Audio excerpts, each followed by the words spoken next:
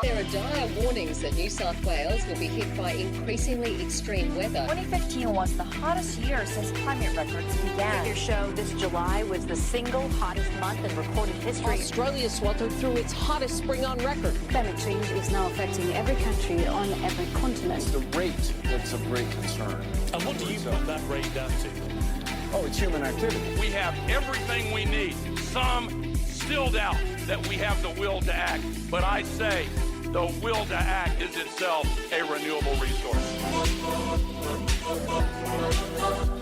Hello climactic listeners, it's Maxine with another story from regional Victoria. This episode of Climactic is a conversation I had with Ballarat-based artist Mairin Briody. I've watched Mairin's transition from reluctant corporate to practicing artist with delight, and my excitement grows as her body of work does, especially because the subject evokes such hope in our future.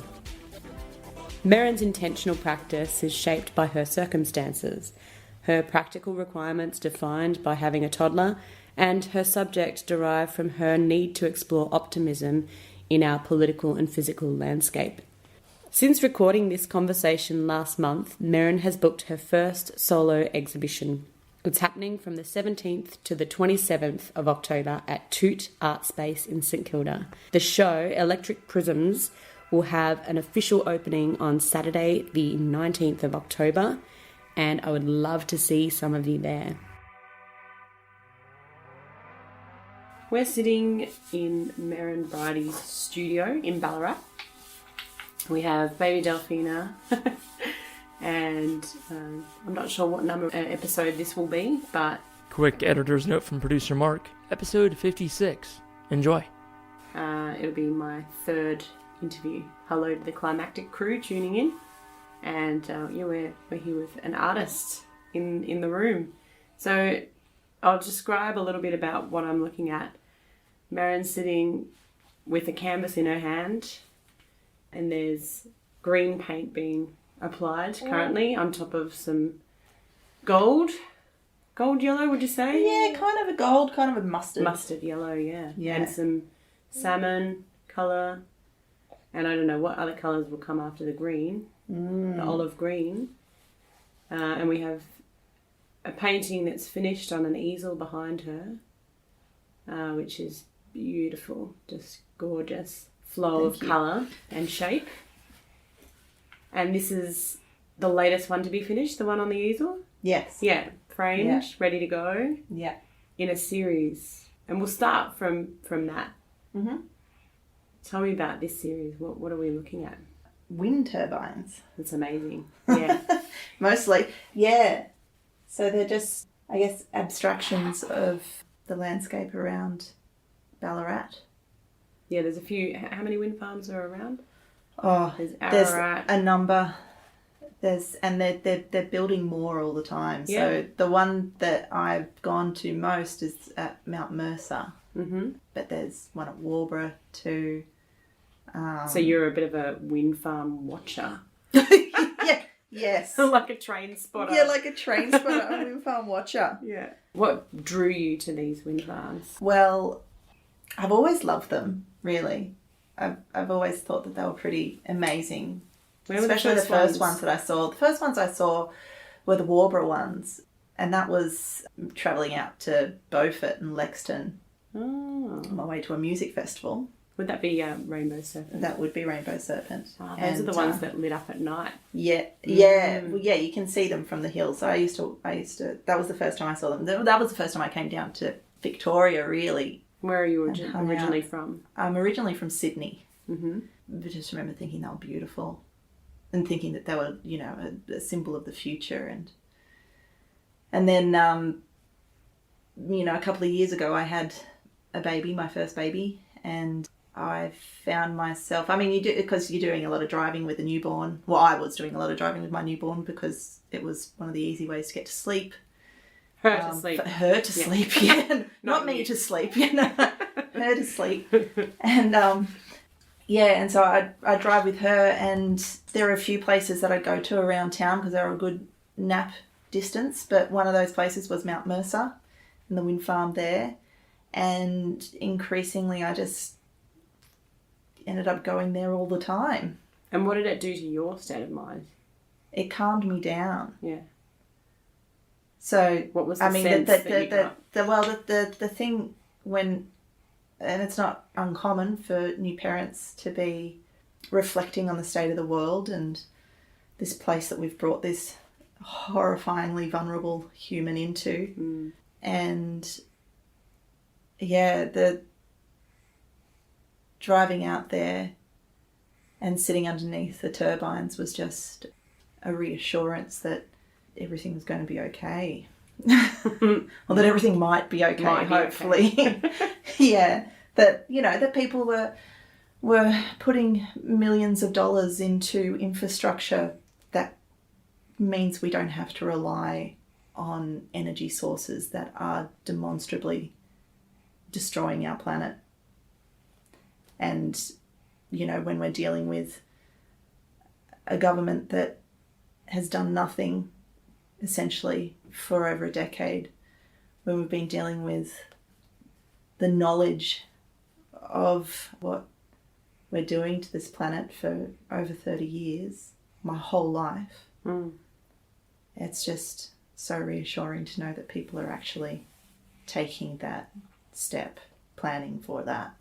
They're doing stuff. They're doing something. It may be international companies, but... They may be international Probably companies, most likely. and it's, you know, but it's still, there's plans. We're using there's the something power happening. locally. We're using the power, yeah, and it's like, you know, regardless of our government stagnation and their inability to find a way forward, people are just going ahead and doing it. And that means for me that eventually when, you know, we do have some way forward in a meaningful sense from the government, that it won't be a matter of trying to then start. We won't be starting from scratch, I guess. Yeah. We'll have something in place to begin with. There's a lot in that. We're so close to an election as well. It's been called. Climactic listeners are always interested in this topic, but it's also often a topic that we try and figure out how and when people came to care. You say that there was a time when your baby was born, but were you concerned before? Was there a time that you... Yeah, so, I mean, I've been going to Greenpeace rallies since I was a kid. Oh, right. Okay.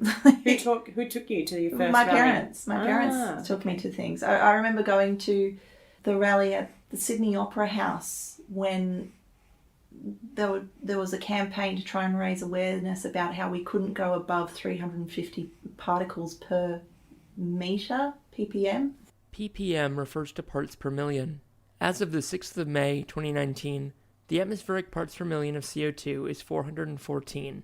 That means that for every million molecules there are in the atmosphere, 414 of them are CO2. It was about how we were about to hit this 350 ppm carbon metric in the atmosphere, and we couldn't go above that, because if we go above that, we're going to accelerate the rate of climate change. And we're now over 400. Yeah.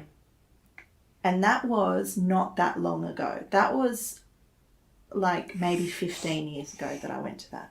Yeah. So that was with your parents? That was with my parents too. And then you must have started going by yourself as well? Yeah, I mean, I've gone to a number of things. I can't remember all of them, but yeah, I've always been concerned. I've always been involved I've always loved going out into the environment. So bushwalking and just being in the bush and being by the beach, feeling the wind. That's like, it's a huge part of who I am. And so, yeah, I think it's always been a bit of a concern, but most urgently in the last 10 years. Did you stray from that direction at some points in your life? Did you become complacent or defeated? Yeah, I guess accidentally, yeah. I mean, it's always been a concern of mine, but I mean, there was a period of time where I worked in corporates and I worked in advertising, basically. Not Clive Palmer, no. No. Not for Clive Palmer. Not political advertising. No, well, but yeah, working in advertising, working for things, working my off and just not really feeling good about anything. Yeah. At the end of the day, not feeling like I'd achieved anything. Working with an industry of people who I think felt the same too. And how did they overcome that feeling or mask it? Oh, I don't know. I guess it's different for everybody, Yeah. but I don't know. I think by and large there wasn't that much happiness in those buildings. Yeah. I might just be reading into that. I don't know. But Is that when you moved down to Melbourne? yeah, so I stopped working there and decided that I wanted to work in arts. I decided that I basically didn't want my energy, all of that energy that I was spending every week at work, to be going into making the world a worse place. So I decided to try and find a way into art, and in doing that I found my way down to Melbourne, and yeah, that was sort of how that happened. And you started out curating, is that right? Yeah, working in galleries. Yeah. Doing some curating, exhibition design. I worked independently, but then yeah, as a gallery manager, mostly for the last decade. Yeah, so I started in galleries, and I guess it's kind of a bit backward in that sense. At university, I'd studied a lot of art theory and film theory, and through that studied a lot of theories around modernity and spectatorship, and how contemporary spectatorship had developed through things like cinema and theme parks and that kind of, you know, mass audience sort of participation sort of thing. So I had studied a lot of the theory, but I hadn't actually done much of the practice of art, but I had always practiced art, I guess. What do you mean by? So I'd always made art. Yeah, but I hadn't studied the making of art. Right. So my thought was, I want to be an artist, but I also can't afford to not make money and to go back and study that kind of thing. So I thought, well, maybe my way into that is by learning the business of art. Yeah. So going into galleries. And since my background in advertising was in organising, I was not too bad at that, working in galleries and organising artists, and I'd done a lot of artist liaison previously, so yeah, so it was kind of a good fit. It was a really good fit. Yeah, but then so I've been making up, but then this series of work sort of just came out of having a bit of space or being at home a lot, really, with the baby, and sort of thinking, well, maybe I can start building a body of work around this thing. Yeah, this inspirational thing. This inspirational thing that I'm kind of obsessed with. Now the series is called Electric Prisms. Well, yeah, that's the original inspiration. Yeah, so it was. So I was going to the turbines. I was coming home, and then actively trying to find a way to represent that feeling that I was having, and I'm always drawn to abstraction anyway. So I was trying to find a way to interpret that movement and that sense of calm, and using colour to explore spectrums of feeling. And in amongst all that, I was watching a whole lot of documentaries about various artists, early abstractionists, and came across the work again of Sonia Delaunay, and she'd done this work called Electric Prisms in 1914. Whereabouts was she? She was based in Paris at this time, but she was born in Russia, I believe. Okay. And so she's done this beautiful work of all these resonating kind of concentric circles, very colourful, very vibrant, inspired by the newly installed street lampposts. Electric street lampposts on the streets of Paris. What year was that, if you remember? 1914. Wow. She'd painted that. Yeah. And I guess as soon as I saw that, it all kind of fell into place for me. I was like, that's exactly the thing because, I mean, 1914 was not a peaceful time in the world. They were coming out of the Industrial Revolution. This is the period of time that I had studied theorists and essayists from. So I kind of knew a lot of the history of that period. The perception of self, you know, because people had migrated en masse from rural existences into urban existences. They were suddenly experiencing city life, the sounds and the smells and the speed of city life for the first time. Their perception of life and of living was being violently upheaved at that time. And I think it's a similar thing that's happening to us now. I mean, we're going through this period of time where our perception is being violently upheaved by the internet and by social media and the speed with which we are ingesting and consuming information. And the lack of speed. The lack of speed of actually government change. But I mean, you know, going back to 1914, there was also a lot of geopolitical unrest. They were on the precipice of the First World War, which was the first modern warfare war that saw extraordinary injuries and just the change in that caused throughout Europe and the rest of the world. Plus the technology. Well, yeah, and that was all because of the technology that was available at that time, that was possible.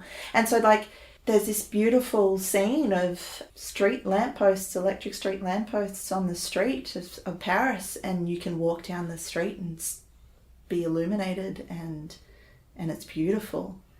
And it's the new technology, and it's our new landscape, and the future and the possibilities. And that's what she was focusing on. She's focusing on that, on the beauty of it all. So is there an element of darkness to it? Well, the First World War hadn't happened, and I guess there's a sense in which history is always, you know, I mean, hindsight is a wonderful thing. She wouldn't have known. She wouldn't have known She that was electricity and and I mean, electricity is good. The way that we have produced it has been bad. And there was no way of knowing that at that time, that coal was going to change the way that the planet functioned. Yeah. You know, I mean, we didn't have commercial cars, and we didn't have commercial aeroplanes, and so, you know, it's just accelerated since then. And I see the same thing now, that, like, you know, we're looking at this new technology in our landscape, and all I see is the positivity and the optimism and what it can do. Without electricity, we wouldn't have a lot of the things we do have today, and a lot of those things can be seen through a prism of either good or bad. Yes, yeah. But we have that knowledge now, and we have the technology now, and the science now to know that the way that we are producing energy is bad for us. Yes, yeah. And the planet. So it's a symbol of hope. It's a symbol of hope for me, yeah. And I think for a lot of people, and that's why I bought one of your works and hung it on my wall, because it is a symbol of hope for me as well. Thank you. And you do get that sense. I completely identify with that sense of when you see the wind turbines, you think your heart lifts up. Yeah. But I guess for some people that's not the case. No. And that's a real shame. It is. There's another motive in some of your works with a speaker? Am I right in saying that they're like communications infrastructure? So there's another little anomaly in the landscape around Ballarat, which is, so the landscape around Ballarat has got all of these really sort of small, very round hills. Knobbly, I'd say. Knobbly hills, yeah. I love it when you drive into Ballarat. I love to think about the landscape when it was, because all of these little hills were once volcanoes. And I love thinking about how these were just islands in a sea of lava once. And so, you know, and the history of that landscape that exists in the geology that landscape. The fact that this landscape, this country, Wadawurrung country, has potentially had human beings living on it for over 100,000 years. Like, there is so much history and knowledge and information that exists here in this place. Then someone's put a communication tower on one of these hills. And I guess I kind of like, I think about them and I think we've been ignoring all this knowledge and all this history and all this information as European settlers for 231 years. And it's all just there. And it's like we've got these speakers. I like to think of them as like, I'm not sure whether there are the speakers kind of trying to relay that information to me, or that sounds insane, or like it's like abstraction. Yeah, abstraction. Or like if they're just there waiting for someone to listen, or if they're just there maybe bringing us information from the future, or is it that it's like warnings? Yeah, I don't know. It's the imagery to me is something so interesting, and I still haven't quite figured it out, which is they come and go in my work. Yeah, because there's a work behind you right now which has the speakers and one wind turbine. Yeah. See, the first ones that I did of those were just speakers on the hills. Yes. And it was called I Will Die on This Hill. And that is a direct reference to like commonly used kind of language on social media, specifically Twitter. Woke. Well, yeah, woke language, but like where someone will like, you know, throw out an opinion that they have, and then they'll say, I will die on this hill. Like, do not at me. I will die on this hill. Like, yeah, okay. This is what I think, and I won't change the way that I think. Yeah. And that's what I feel like, you know, they are. It's just these open, gaping mouths on these, like, bald hills trying to get a message out, but no one's listening. None of them are listening to each other. It's not willful ignorance, willful shutting down, willful kind of... Yeah. So I guess it's trying to, for me, I think it's trying to find a way to engage with the deep history and the deep past of this place, but also the deep future that's coming. Maybe they're recording us so that something remains of us in the future. Wow. That is... Do you know what I mean? So maybe it's we will die on this hill. We will die on this hill. And maybe they're just recording us. And our voices and our lives will echo out of these ridiculous structures on these sadly bald hills across this landscape. And the wind turbines will just turn. And the wind turbines will continue to turn. And there'll be no electricity and we can't turn generated. it back. We can't turn it back. Yeah. I'm figuring out what I'm doing on the fly. Well, it's on the fly. Yeah. Will we edit it out or not? I think it's quite interesting.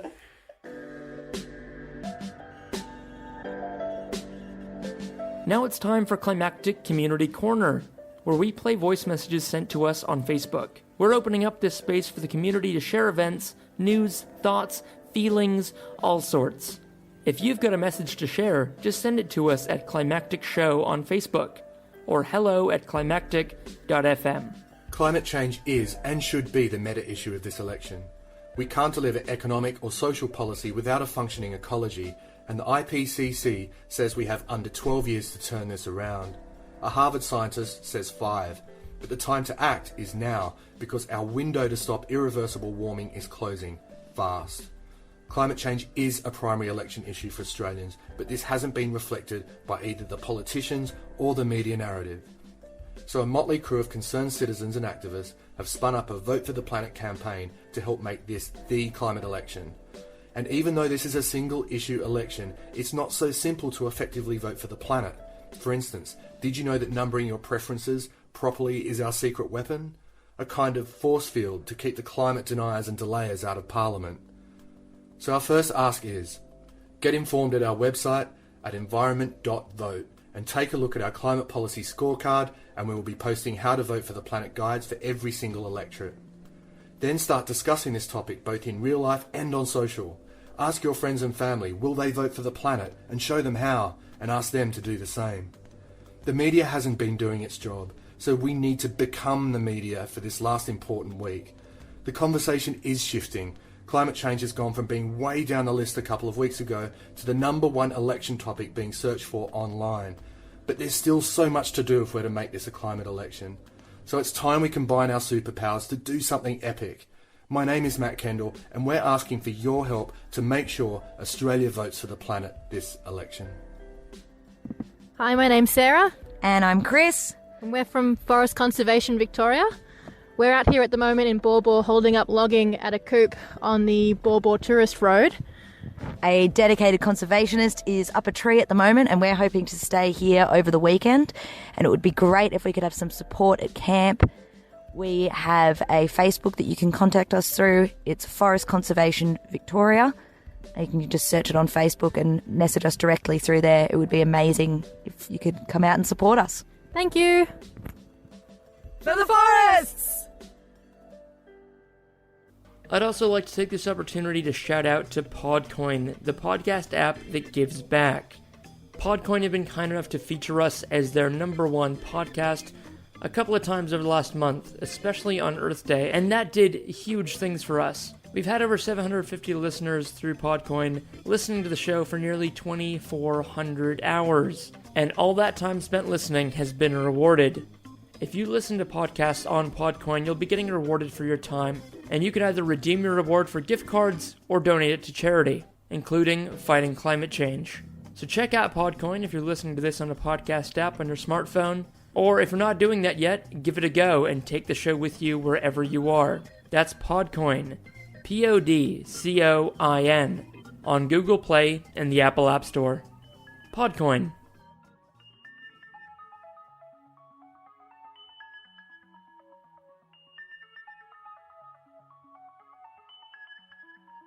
That to me was the appearance of the speakers, was like listening or recording or they do feel a bit sinister. But they feel sinister as well out there. It's just they're so strange. And wouldn't it be? I mean, I'm not an expert, but my knowledge so far of a plateau is that it's quite a significant landmark would have been for Wadawurrung. Like a plateaued hill generally is something that they look towards, sacred hill kind of thing. Potentially, yeah. It's like putting I communication devices on there. It's like, it does feel sinister. Anyway, there's something about there being a intervention with the landscape that I have some issue with. And you feel that wind farms are indeed in harmony with the landscape? Well, I feel like we don't have a choice now. I don't think that would be the ideal way to do it. And I mean, the communication things, we don't really have a choice with that either because we need to be connected. But do we? There's a lot in that, and I don't know whether I have, this may not be something that I'd want to be quoted on because there's a lot that I don't understand and I'm not in a position to be able to comment on about that stuff. Yeah, so, but I do wonder. I just wonder. I think that we have to intervene in the landscape is a failing on our part in the first place. Yeah. So do you know anyone else that's practicing as an artist that is conscious of this sort of work? Are there people that are putting out work, that are contributing? Yeah. There's heaps. There's actually like a whole festival on climate. Climate art. Yeah. I think we'll be covering climate art. Yeah, there's a lot of really interesting things happening. There's one particular artist that I come across quite a bit called Cameron Robbins, and he's very well known and does exceptional kinetic sculptures that they are drawing machines, and they're powered by things like the wind or the sun or wow, that's cool. The rain. And the drawings that he does are basically directly made by natural forces. And there's something very poetic about that. Very beautiful. There are a number of people that I've seen recently actually painting wind turbines too. Did you come across them through the Wind Alliance? Was that? No, I came across them through Instagram mostly. Oh yeah.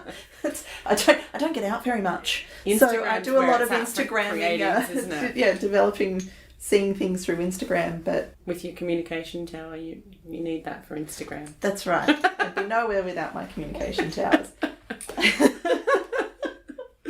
Oh, that's great. But, so you're not alone in this medium of talking to climate change and feeling... Absolutely not. No. There's a lot of people doing things directly talking about climate change, yeah. Yeah. And with the painting process, it feels like it would give you hope. Yeah. It is in itself a meditation for me. And painting, the composition of the geometry, I find it incredibly relaxing and very satisfying. And choosing colours, so I paint usually sort of by colour, and I don't really have a clear idea of what it is that I do. I have a vague kind of idea of the feeling I want to capture, but I don't really know exactly how that's going to come about. And sometimes it turns out to be something completely different to what I expected. Does it happen every time, or not every time? Yeah. But yeah, it does happen. Yeah, from what I've watched from the original, which is actually hanging in the other room, to the one right next to it, which is pretty recently finished, and then another one. You're producing a lot of work at the moment, it's coming out in a flow, it seems. Yeah. Which is amazing. It is. I felt like the one that I'd finished sort of at the beginning of this year, which is kind of darker colours. I thought that maybe it was, I was painting that through a whole series of really kind of dark events that have happened in this world. There's no need to really go over them again, but I look at that painting and I see them in that. Is that the darker greens and blues? Yeah, the darker blues and the dark brown the dark... Yeah, there's something darker about that. But they're still spinning, right? Yeah. And you're noticing new wind farms. Yeah, which everywhere. Is really exciting. So do you go, exciting. Is it like, so there's a new one, got to go see the new wind farm? No, I'm not quite that bad. Maybe we should go on. I do want to just go and go and see them all, because there are a number that I haven't seen, and see the different landscapes that they're in. Because you see, there's a lot of photographers that are really focused on wind turbines and wind farms and capturing them, and they're in the northern hemisphere up. I'm not exactly sure where, but they have them through the sea. That must be extraordinary, seeing these, just a field of them out to sea. Yeah. Amazing. So I'd love to see that. I'd love to see there's some really big mountains. Because we don't have that here. No. So much. We have the sea. We have got the sea. Could get that sorted. We have got the sea. If there's, but I don't know what the technology what the requirements of the landscape is for them, but this is a high wind area. Yeah. The wind generally by the ocean is more reliable. Yeah. But the aesthetic is what we're fighting. Yeah. Which is, I think, a similar problem with the surf coast as well, is that the legislation says that you can't have a structure above a certain height close to the ocean. Is that right? Yeah. And that's what that's what prevents the planning from getting ahead. And that's why most of them are inland. But, that's something that could change. Yeah. It is around attitudes, though. And it feels like to me that you've always been of the attitude where you do believe in them. Totally. And in their beauty and in their progress. And totally. so we at Climactic are always talking about, well, how do we connect to the people that maybe don't feel like that, and how does the world shift? Yeah. Because that's the challenge. Yeah. I find it odd that the argument against moving on climate change and putting in place serious policy to combat it is always an economic one. Because I think, what is your economy going to matter when we can't breathe the air? Yeah. And also, the financial modelling, I think, will actually tell you that renewables is... Well, exactly. The financial modelling actually says that, like, we will be better off if we start investing in this new technology and start taking it seriously, because we actually have got the resources here naturally available to us in quantities that are not available elsewhere in the world. Apparently we've got stuff for batteries too, I've heard. We've got what, sorry? Stuff for batteries too. Yeah. So, like, I mean, that's an argument in itself, but these people who don't believe in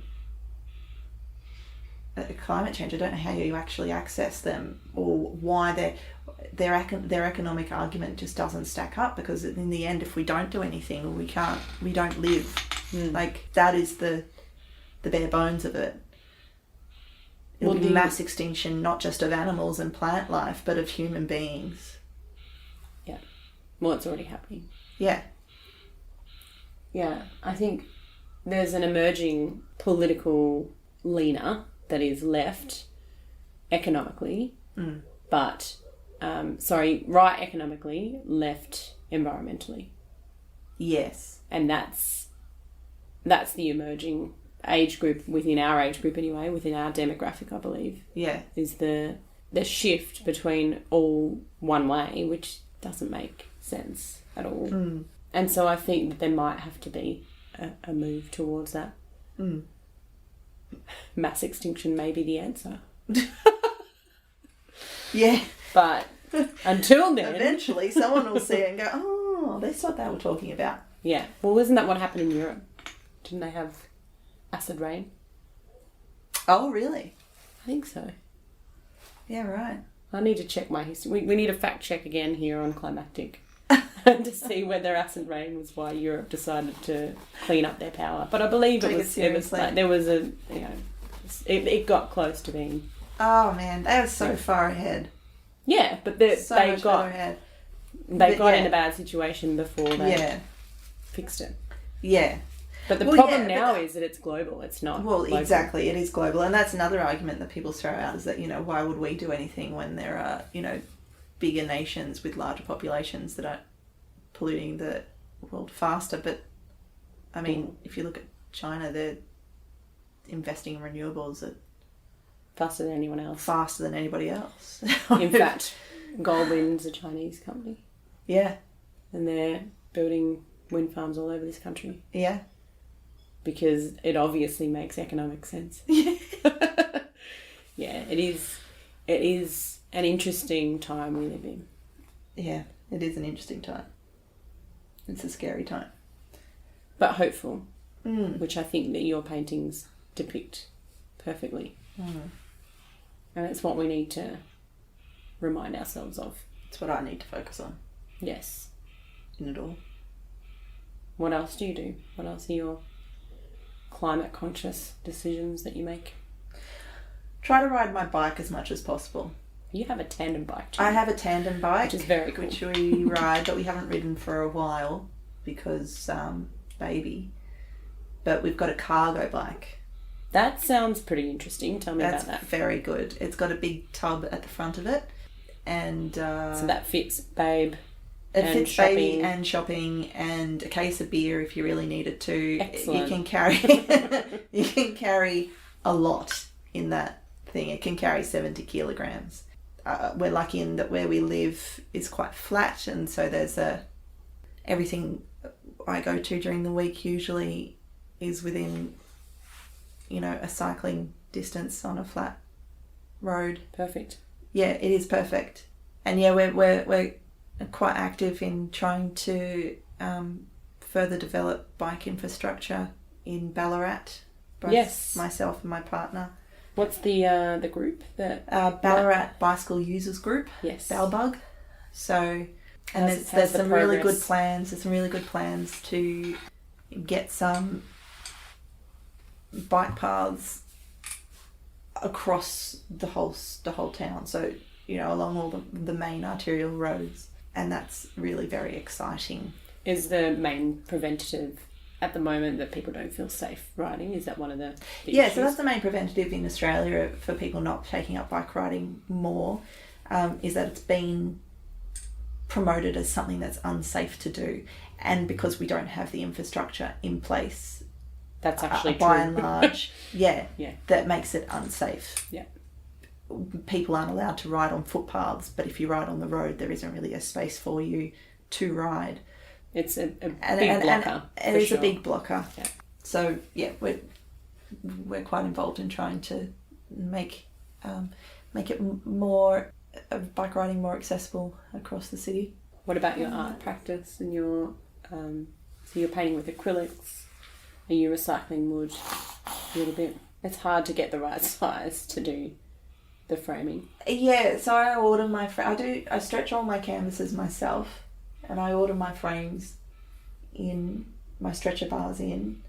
I also order the frames, so I frame them up separately. I don't use oils because you've got to use chemicals with oils, and that is a twofold thing. That is not just because I don't like putting chemicals into the ground, but because I work in a small room in my home, and turpentine is a nasty smell. It's a nasty smell, and I've got a small kid, so it's not really. It's a fond smell for me from my dad's studio. Yeah. I like it, but it's just not something that you want in your house. No, you don't. It's got to be a studio outside. Yeah, studio outside. Yeah. So if that were ever an option, maybe one day, then maybe we'll look at oils again. But I mean, you don't have to.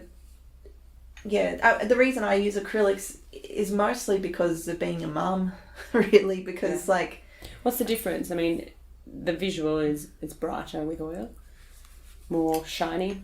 No, not necessarily. No. It's more that the quality of the paint is better.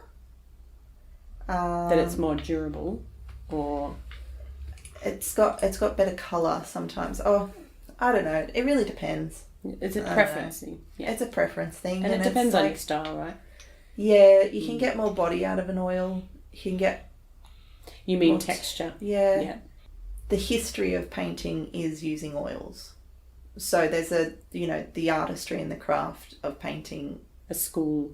Is in using oils. And there's a beautiful ritual in using oils, I think. I quite like it for that reason. But for me now, doing what I do in the time that I do it, I can't afford to use oils because they take so long to dry. Yeah. And the smell. And the smell. Again. And we wouldn't be sitting in this room right now. No, we wouldn't. I might not even be painting if I had to do it in oils. Yeah. But I've set up my practice, and one of the good things about being a mum or becoming a mum, not that that's a necessity for anybody to have to do, or becoming a parent, but is that it has forced me to really zero down on my priorities. Seriously zero down on my priorities. What is it that I need to do? How long do I have to make it? What size canvas can I feasibly get done? And all of those decisions have led to the way that I do my work now. So I pre-mix all of my colours. I use acrylics because they dry fast. I use them because they're stable and I don't have to worry about them, layering and setting up I've got to do primers and stuff, but it's not like it is what rambling. It is what it is. But I mix all of my colours previous to painting, and I have them all set up in little pots, so I can covered lidded pots. Yeah, so I can go and come back and start back where I was, and it's not an issue. And I paint majority small canvases, relatively small canvases that A, I can afford to buy, and B, I can do them quite fast. Yeah. It's not a huge undertaking for me to get them done. And I can, you know, on those small canvases, sort of work out what it is I want to do next and then do a big canvas after that. So you've recently been on a video and now you're going to be on a podcast. What was the video? Tell me about that. Well, the Australian Wind Alliance found out about my work and my story and wanted to record it, essentially, which was really nice. How did they find you? So my partner, being involved in the bicycle users group, he also gets involved in some other bits and pieces and has known someone who turned out to work for them, and they caught up and he showed them my work and they were like, yeah, that would be a great story to tell. Can I do a video of your wife? And Matt was like, yes. And then he asked you. And then he called me and he said, so you're doing a video? And I was like, oh, okay, great. Yeah, so that was a really nice thing to do.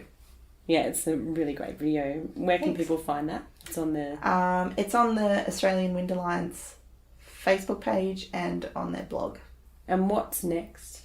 Where do you see this going? Your work, I mean. Well, my work, I'm just kind of following it. I don't really know where it's going specifically, but what I'm aiming, my goal is to have an exhibition towards September, October. Don't cut that out. That bit, we'll keep that in. We'll hold you to it. September, October. Yeah. Just a small exhibition, and then just keep working, essentially. Just keep painting. But people can buy your work now, can't they? People can buy my work now. So it's, I basically post everything that I'm working on in real time on Instagram. My handle's Mairin Briody. And I also posted it on Facebook. And it's also available on my website, which is mairinbriody.com. Perfect. And we'll put all the links in the show notes so you'll be able to find Mairin and see what she's been up to. Thank you. It's been great chatting to you today about your work and about how you feel about the world. Thank you. And the hope that you get and that you are putting out to the world as well. I think that's a nice way to reflect it back in time. It's captured. It is a moment in time, and hopefully it's moving towards the right future that we're looking for. But I think you're right in saying that in some ways it's inevitable.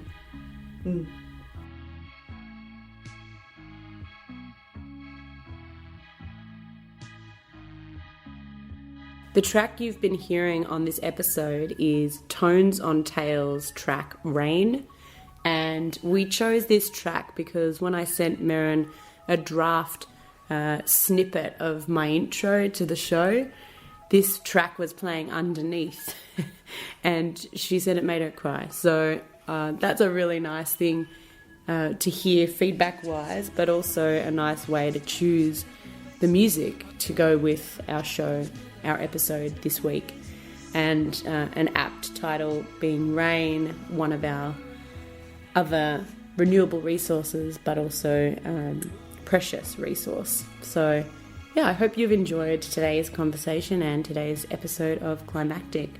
I'll be back hopefully in 4 weeks, depending on how things go with Delphina. So thanks for listening.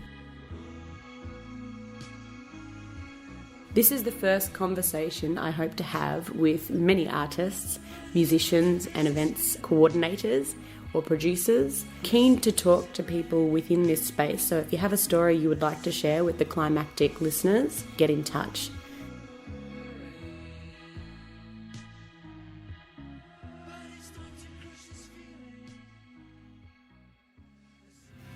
This has been a production of Climactic, a podcast collective helping local communities tell their extraordinary stories. It's our mission to help elevate the voices of the everyday heroes we're surrounded by. and inspire, sustain, and motivate the climate community.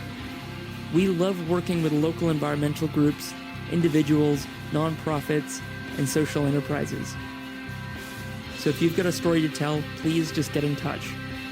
The Climactic Collective is Mark Spencer, Rich Bowden, Maxine Bazeley, Georgia Sheil, and Bronwyn Gresham. Our producer is Hazel Fidecaro. Our digital design is by Rose Fidecaro. Our climactic theme is produced by Greg Grossi, and our logo designed by Abigail Hawkins. We're also pleased to feature the music of the General Assembly. Thank you for listening to Climactic, the podcast for our climactic times.